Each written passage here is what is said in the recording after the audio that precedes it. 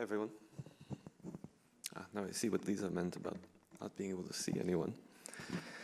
I'd like to thank Leeza for having me here, to Asia Contemporary Art Week and Asia Society for hosting. For today, I would like to read for you a kind of cautionary tale, a short story, which is a kind of cautionary tale that I've been building for some time, which I think cautions against maybe some of the things that might happen as some of us or all of us experience what we might think of as a kind of reverse diaspora, right? Where allegiance and solidarities or kind of strange, spooky repatriations start to happen. I'll just start. I want to tell you a story I recently heard about a friend in New York. Actually, a friend of a friend. A young architect and entrepreneur named Peter Chang. I have never met Peter Chang myself, nor has anyone ever explained to me why his full name contains two Peters. But his story is somehow familiar, even if nothing like it has ever happened to me. Perhaps because it could happen to me or to anyone else in the near future. In New York, Peter Chang had become moderately well known in the architecture community for his work with a number of property developers. These were property developers who acquired real estate from the elderly or from poor members of neighborhoods just starting to be accessed by creative young people seeking cheaper rents. Anticipating broad demographic changes on the horizon, the developers would obtain swaths of overripe or derelict homes and storefronts and convert them into grand cathedrals for creative living and entrepreneurial projects. Over the years, Peter Chang grew to be the main architect in charge of aesthetic upgrades for these neighborhoods. His peculiar name might have had the right ring to developers. Green is good for an architect, Chang is inexpensive, and Peter is honest. So Peter Chang had a steady stream of work. But in fact, he had no competitors. His fees were at least half of the next lowest bid on any project. At the end of every project, there were no surprise costs, and he always delivered on time.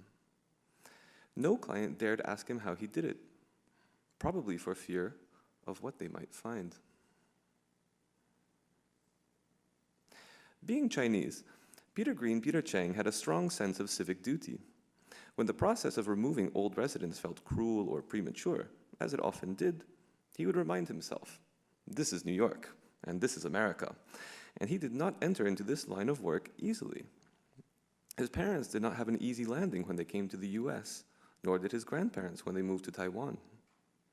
Violence is just a part of life, and all people must deal with change. He had to, his parents had to, their parents had to, and most certainly their parents in China had to deal with change as well. If he had inherited both strength and bitterness from his family's experiences of migration and survival, he was now putting it to use in his position at the very forefront of structural changes taking place in the city where he lived. In contrast to many of his architect colleagues, Peter Chang never saw himself in a position superior to the residents of the neighborhoods where his buildings were built. He resented how both the developers and his architect colleagues encouraged him to inject local flavors and celebrate historic characteristics, even as they redeveloped entire communities. Peter Chang could not celebrate the poverty of the neighborhoods where he worked any more than he could imagine their residents doing so. For him, the pious absolutism of long white walls and modernist slabs, or any new construction for that matter, were great beacons shining away from backwardness, leading out of decrepitude and ancient stupidity. He secretly pined for a world that would remove all the putrid flavors of peasant tradition from the equation. In this, he often stood together with the residents who could afford to remain in their homes after his projects were complete, the bourgeois Black, Hispanic, and Asian communities who applauded his work, knowing that their own properties would double and triple in value. They could finally cash out and retire in the southern US and Asia, in South America, the Caribbean, or wherever their hearts desired. But Peter Chang had a secret. In fact, he never received any training as an architect. Though he was licensed and had officially completed many buildings, some suspected that the strangeness of his name originated in badly forged diplomas or architect licenses.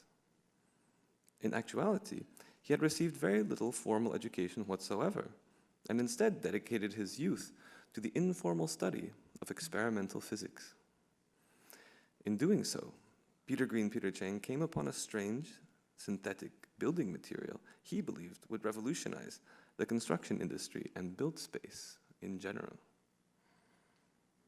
He nicknamed it bubble rubble, for paradoxically combining the weightless properties of bubbles with the fragmented material properties of decayed or derelict architecture. The trick came in moving energetic matter through time in a way similar to a financial trader, though we can never be certain as the research remains undocumented and the technology mostly hearsay. According to rumors, the bubble rubble borrowed both from the economic aspirations of historical communities of the land on which he built and the material decay of existing structures at his disposal. This combination, as the story goes, makes possible a kind of hypermaterial that resolves apparently conflicting temporal axes into a single plastic substance, concretizing both the desires and disappointments at either end of a building's lifespan, and cloaking them within the retro-modern vernaculars favored by gentrifying building developers. What appeared to be mostly baked together out of prefab floor plans and made-to-order ventilation systems were in fact buildings whose very existence was spectral to the point of being holographic, while at the same time absolutely materially present. And in this sense, Peter Chang's particular brand of generic architecture was actually a stealthy way of hiding his brilliant discovery in broad daylight. There were some who could sense this, and who would claim that his buildings never in fact existed, that he was a fraudulent architect. But Peter Chang always reminded his clients that his unusually low costs made his competitors deeply resentful. In actuality, the great innovation of Peter Chang's bubble rubble came in a fundamental assumption about his milieu. Peter Chang believed that, while many around him claimed to work to redistribute energy and spread democracy, few sincerely wanted either of these things at all. Like the older bourgeois residents of the neighborhoods his projects targeted, most people simply wanted to relax with a jar of rice wine on a little platform over the riverbanks of their parents and ancestors. Peter Chang could feel the future getting crowded by the things his own ancestors stole or thought they could stash away, and the accumulation began to weigh on him. It made him move more slowly, think less clearly, eat more, spend less, dress less exquisitely, seek more time with close friends and family, and so forth. Peter Chang did not feel sad or depressed from this weight. He simply felt slower, more burdened. Others might have felt a similar burden as guilt, but the architect Peter Chang sensed time accumulating and becoming contradictory or indecipherable, confusing and undermining decisions that were once simple and straightforward. He began to believe buying an expensive sports car to be a manner of paying rent. He began to feel the need to slow down, becoming a question of which city to move to next year, a city where he might reclaim a long-lost treasure. That's why Peter Chang's ears perked up when his developer clients approached him with a new kind of proposal. They had begun researching prospects in China and wanted him to spearhead a project there. A responsible Asian American man like Peter Chang is always careful never to vocalize his feelings regarding race and ethnicity, even among his close friends. He shared a telepathic bond with other Asian friends who similarly knew better, but their contract had to remain unspoken. None of them dared broach the subject of shared ethnicity for fear of discovering that they in fact had little in common and were simply drawn together to collectively dispel the brute fact of sharing nothing but vague ethnic characteristics. For Peter Chang, the unspoken nature of the agreement was made more necessary by the fact that he privately felt superior as an immigrant, strengthened and nourished as he was by the difficulties his family had experienced in the past.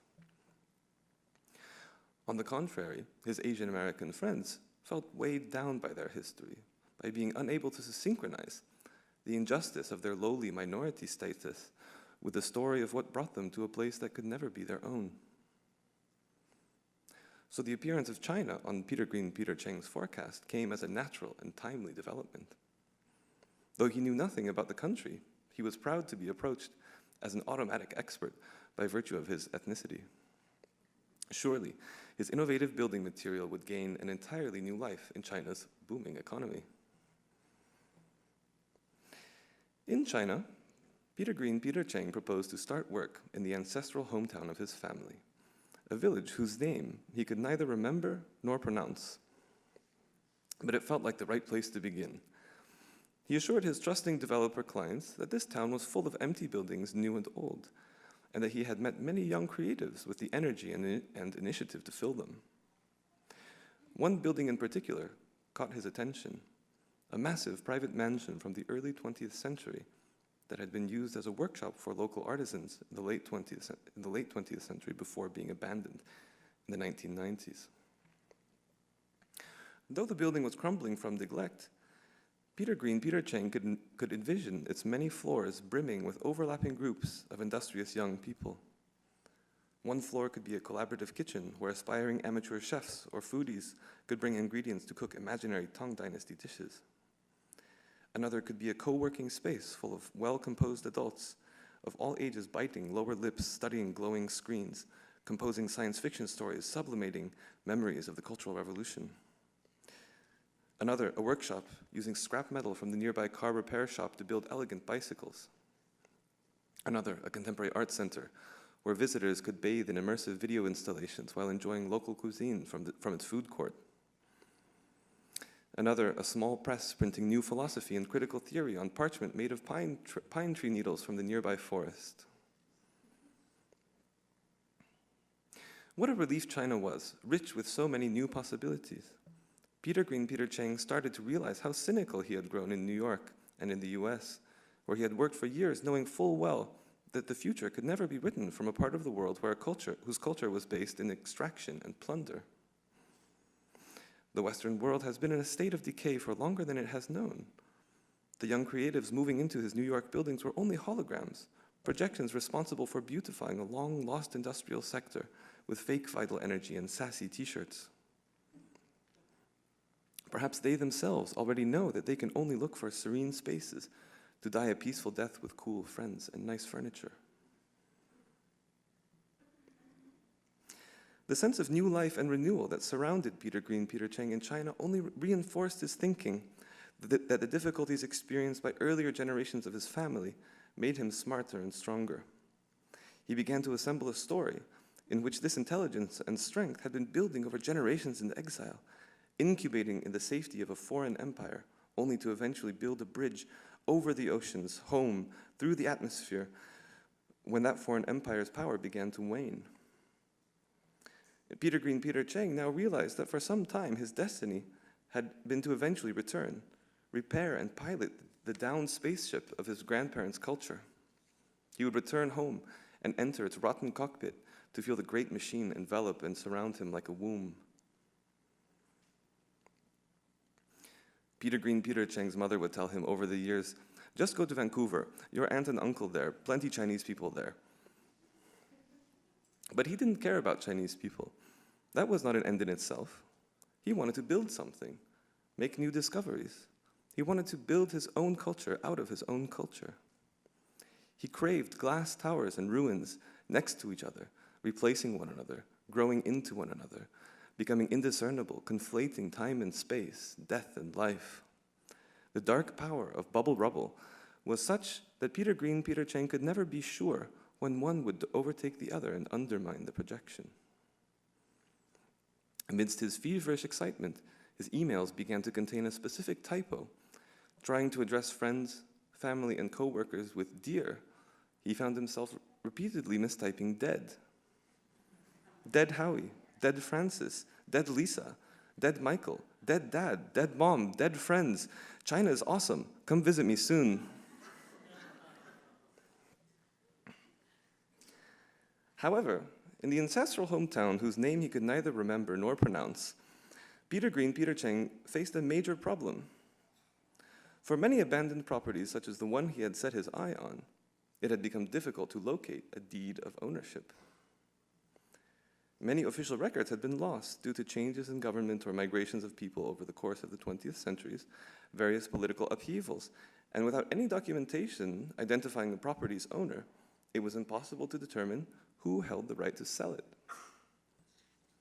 Apparently, this abandoned house was one such property, frozen in an ambiguous legal limbo, waiting to be claimed by an original owner or their descendants, who may or may not even exist.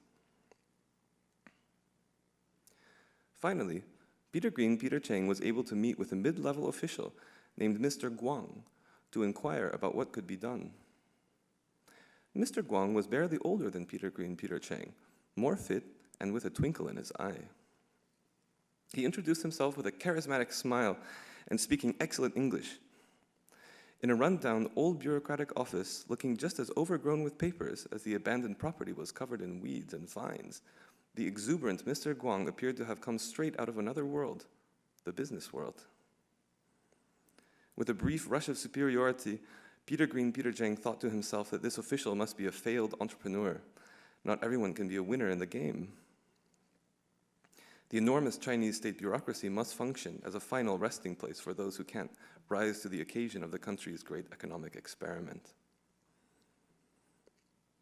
Mr. Guang, on the other hand, could see that Peter Chang was a Western entrepreneur eager to invest significant resources in a part of the world he had little knowledge of. This struck Mr. Guang as ironic, considering that there were many people in the town named Chang, who even shared distinctive facial features with Peter Chang. Mr. Guang explained that it was unfortunate that there was little he could do to facilitate the sale of the property without any documents indicating ownership. Desperate to secure the deal, Peter Chang pulled Mr. Guang aside to express that he was willing to pay whatever was necessary to whomever was necessary to acquire the property. Mr. Guang smirked. "But sir, there are many buildings here for you to use. The government has built cultural centers, museums, residential estates, many by prestigious Western architects. Surely it would be more expedient to acquire a property that can be legally sold to you." 2 weeks later, Peter Chang was in possession of a deed of ownership for the building he so wanted. He was unable to convince his developer clients to invest in a property acquired outside the proper channels, so he undertook the project as a private investment for its personal significance. Every cent he owned had now left his bank account, yet he considered it a small price to pay for a property most certainly capable of growing in value over the coming decades. He had gained a foothold in China, and it was the beginning of a new era for him. Peter Chang wrote home breathlessly, listing many projects he hoped to pursue in the building, but his friends and family could hardly follow what he wrote. The building appeared to have seized onto deeply contradictory personal longings to be in a certain place at a certain time, in a way that the intricate social and spatio-temporal engineering of bubble rubble could not account for. 2 months later, Peter Chang was overseeing renovations on the new property when Mr. Guang paid him a visit. Appearing fit as ever, even with a peculiar, even satisfied glow, Mr. Guang pulled Peter Chang aside. "Peter Green, I wanted to share some news with you. Of course, This news has no consequence with regard to the ownership status of your home, as it has been purchased by you from the local government. But we were able to locate a deed of ownership for the property dating to 1915. I believe you will find it to be of interest. Mr. Guang presented a ragged, yellowing, barely legible sheet of paper to Peter Green, Peter Chang. On this original deed of ownership, the names of his grandparents were unmistakable. Thank you.